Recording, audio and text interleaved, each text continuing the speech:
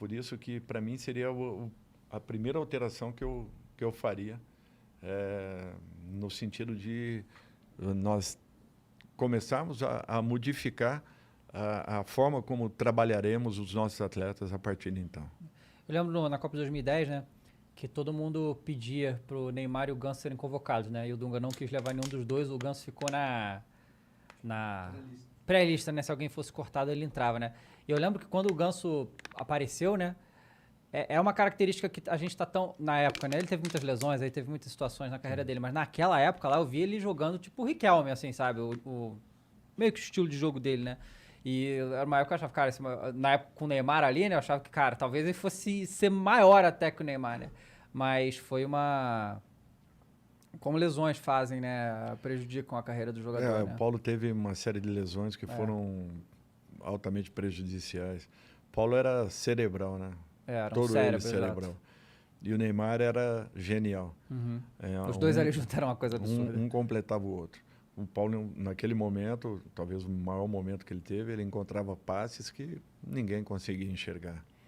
Às vezes tinha 3, 4 jogadores parados na frente dele e ele conseguia pifar um companheiro jogando uma bola entre as pernas de um adversário. Então isso fazia uma diferença muito grande. E isso acontecia em treinamentos, em jogos, enfim, era uma coisa absurda. O que esses meninos faziam era muito diferente da grande maioria. Faz muito tempo que a gente não tem um time assim só com os garotos fazer, né, um absurdo, né? Que faz um tempão já, né? Já tem um bom tempo, né? E era um time assim, é um time que ensinou o Brasil a dançar. Pois é. É interessante, porque até estava conversando lá fora, né? Antes do TikTok, eles já estavam dançando, né? Exatamente. E bem antes até. Mas você parava o ônibus assim no aeroporto, num centro de treinamento, aparecia gente de todo lado. Definiu bem até como... Alexandre definiu muito bem como a bitomania, e parecia uma bitomania. O Santos viajava com 10, 12, às vezes 15 seguranças. Geralmente a gente viaja com 2, 3, olha lá, quando muito. E era necessário aquilo. Eu fico feliz com uma coisa, assim, dentro do meu trabalho. Eu sempre dei muita atenção às categorias de base, todos os clubes que eu passei. Porque eu nunca tive um cheque em branco para contratar. Nunca. Nunca tive. No Brasil é difícil, né? Muito difícil. Nunca tive a liberdade de contratação, de trazer aquele jogador que eu gostaria, que eu queria. Por exemplo, eu fui atrás do Bruno Henrique quando ele estava no Goiás e ele foi vendido. Só consegui trazê-lo quando ele estava na Alemanha para o Santos.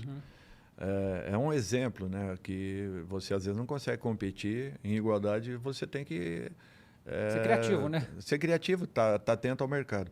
E eu sempre valorizei muito as categorias de base.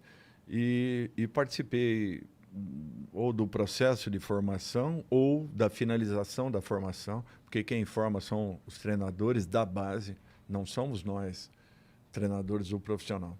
Quem forma, na realidade, são os trabalhos da base, aqueles que não aparecem, que não têm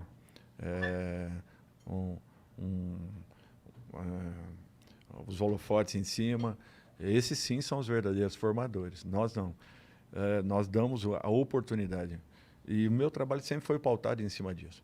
A última seleção da última Copa, nós tínhamos 14 jogadores que nós iniciamos de alguma maneira ou estivemos no meio desse processo todo. E eu fico muito feliz com tudo isso. O ano retrasado, quando o Coutinho, né, foi para o Barcelona, se não me falha a memória, e o Neymar para o PSG, foram os 2 jogadores mais caros do futebol mundial. E trabalhamos com os 2 com 16 para 17 cada um. Depois um terceiro jogador foi vendido. Não. Do São Paulo, que foi pro... O Antony? Não, o lateral. Brenner? O zagueiro. Ai, meu Deus. O Breno? Não. Meu Deus. Do São Paulo?